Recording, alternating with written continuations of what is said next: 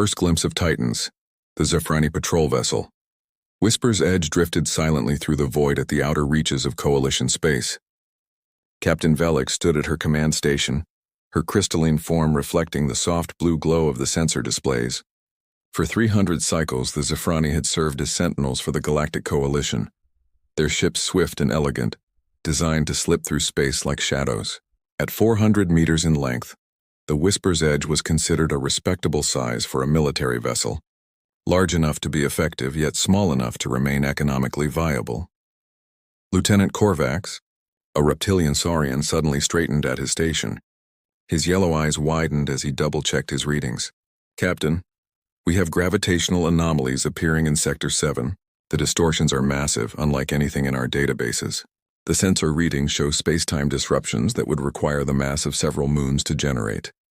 Velix felt her crystalline skin shimmer with uncertainty, a natural response her species had when confronted with the unknown. The Coalition had mapped this region thoroughly over the past 1,000 years. There were no celestial bodies here that could cause such readings. She moved closer to the main display, watching as the gravitational waves painted impossible patterns across their screens. The bridge fell silent as reality itself seemed to tear apart before them. Brilliant tunnels of light erupted from nowhere, each one large enough to swallow a small moon. The Whisper's Edge rocked gently from the gravitational waves, and every crew member held their breath as shapes began to emerge from the light. What emerged defied every principle of starship construction the Coalition had established over millennia. The first vessel was pearl white, its hull marked with symbols in an unknown script. As the sensors calculated its dimensions, Korvax's voice cracked with disbelief. "Captain, that ship is 8,000 meters long. That's 20 times our size, but it was only the beginning." More ships followed, each one impossibly vast. The sensors climbed higher with each new arrival. 10,000 meters, 15,000, 20,000. The bridge crew watched in stunned silence as an entire fleet materialized before them, the smallest escort vessel still dwarfing the Whisper's Edge. Then came the Titan. It emerged slowly, majestically, taking several minutes to fully exit the tunnel. The ship was not just large, it was a floating continent. Cities could be seen through massive transparent domes along its hull. Parks and forests were visible through other sections. Lights twinkled from thousands of windows, each one representing lives being lived within this impossible vessel. 42,000 meters, Korvax whispered. "Captain, that ship could hold millions of people. It's not a ship, it's a world that moves." Before Velix could respond, her communication system activated. The message came through in perfect Coalition standard, though the accent was unfamiliar. "Greetings, patrol vessel Whisper's Edge. This is Admiral Maria Volkov of the United Earth ship Prometheus. We come in peace and wish to establish diplomatic relations with your galactic coalition.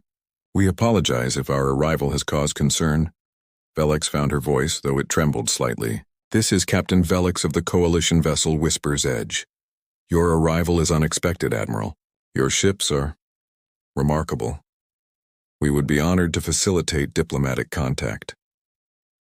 The human admiral appeared on their screen, and Velix was surprised to see a species that looked remarkably similar to several Coalition members.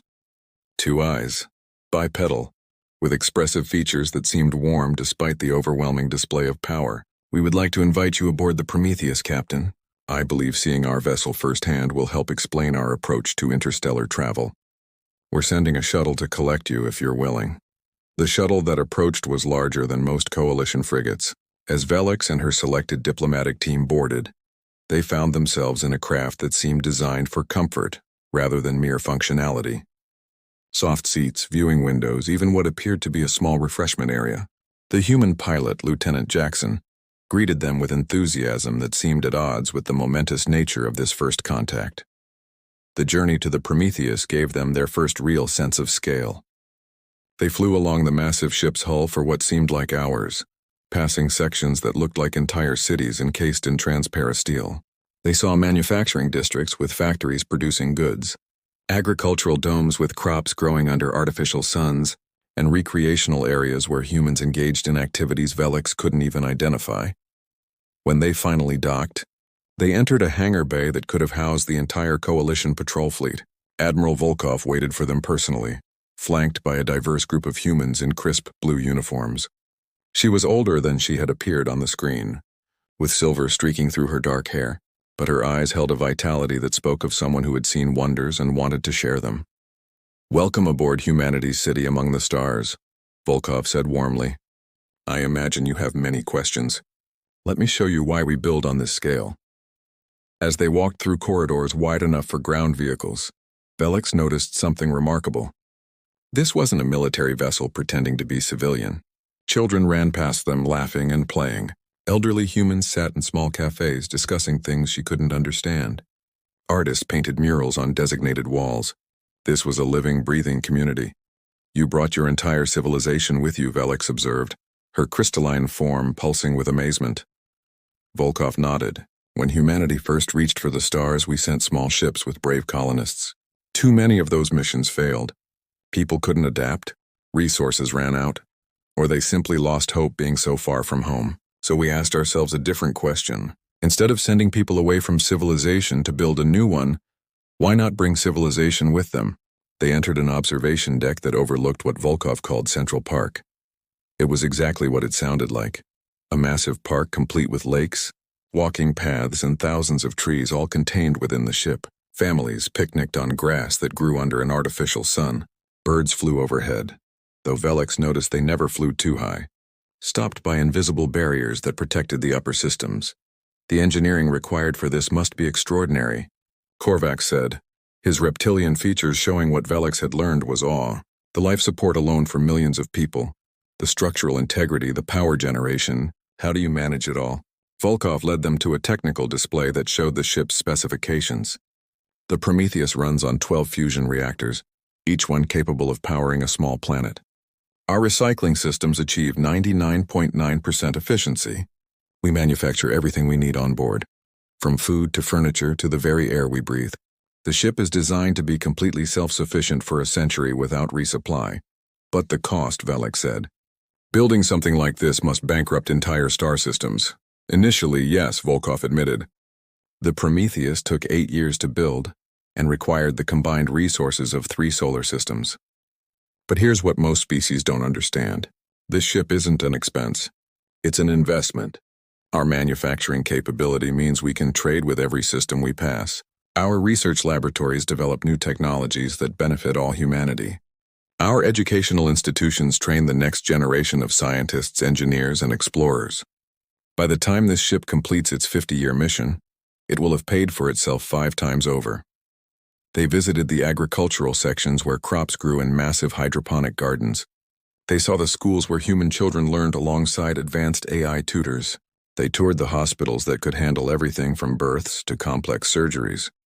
They even visited the entertainment district where theaters, sports complexes, and concert halls provided culture and recreation for the millions aboard. "Your people live full lives here," Velix observed. "They're not just surviving the journey between stars. They're thriving. That's the point," Volkov said. "Space isn't something to be endured while traveling between planets. Space is where we live now. These ships are our homes, our cities, our nations. When we arrive at a new system, we don't have to build civilization from scratch.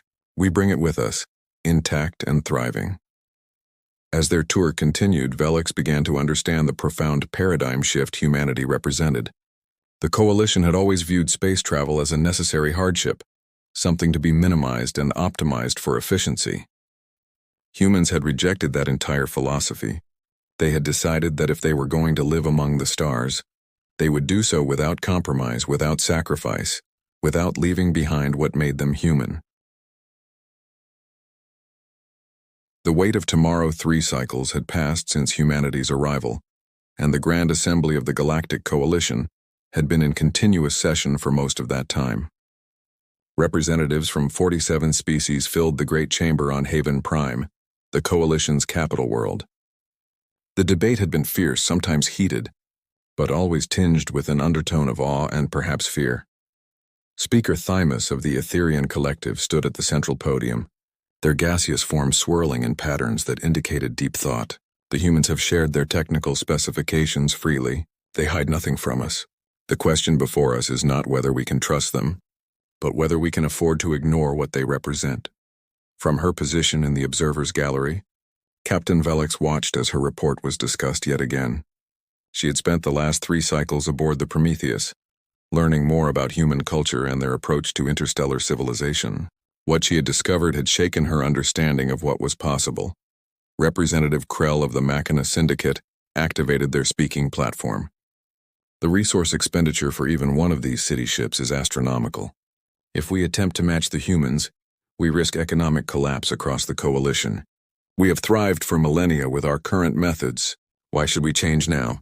Admiral Volkov had been invited to address the assembly, and she stood with the patience of someone who had answered these concerns many times before. She had brought a small delegation of humans with her, including Director Chen Wei from the Prometheus's Cultural Exchange Program and Captain Rodriguez from their Engineering Corps.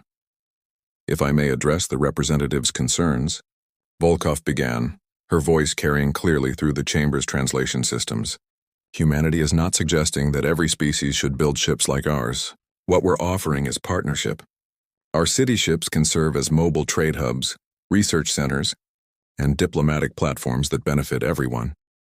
Director Chen Wei stepped forward, a slight woman whose warm smile had charmed even the most skeptical coalition members.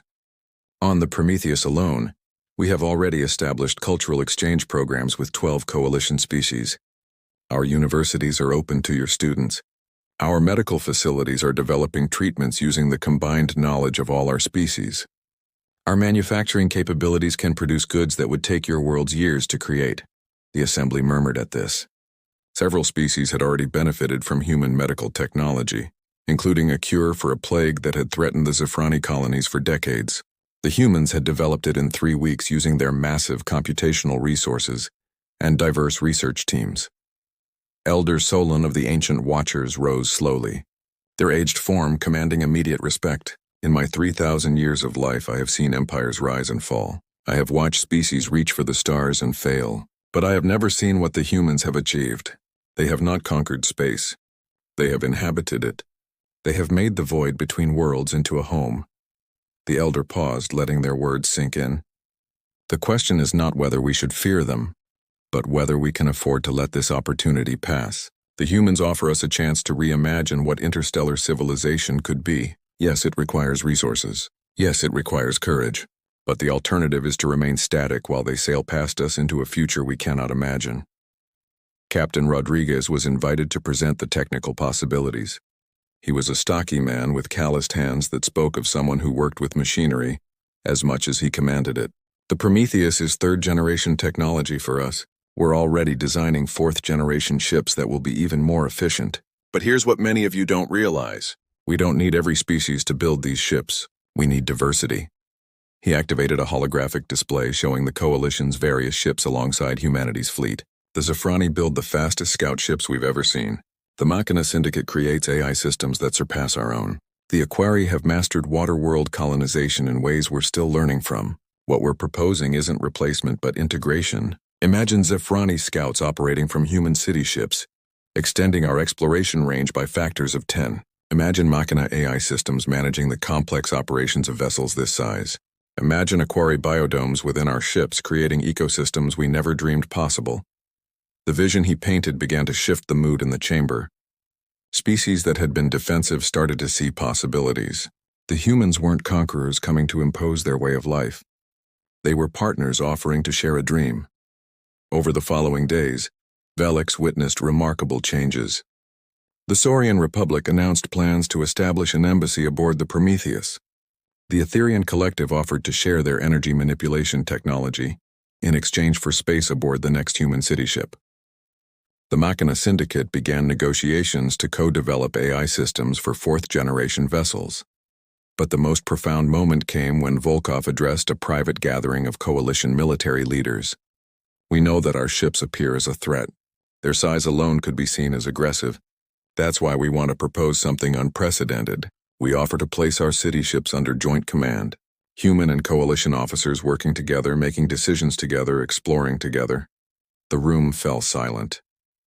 This was beyond what anyone had expected. The humans were offering to share control of their most powerful assets. It was either the greatest gesture of trust in coalition history or the most elaborate trap. Velix, who had spent enough time with the humans to understand their psychology, knew it was the former. Ambassador Sarah Chen from the first human delegation had been working tirelessly to establish cultural connections. She had organized what she called a festival of worlds aboard the Prometheus. Representatives from every coalition species were invited to share their art, music, food, and traditions. The massive ship's central plaza had been transformed into a celebration of galactic diversity.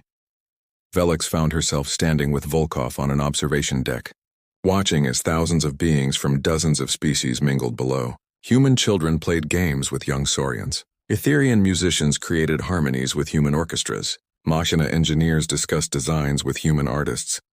"This is what we dreamed of," Volkov said softly. "Not humans alone among the stars, but all of us together. These ships aren't just human achievements. They're platforms for all species to share.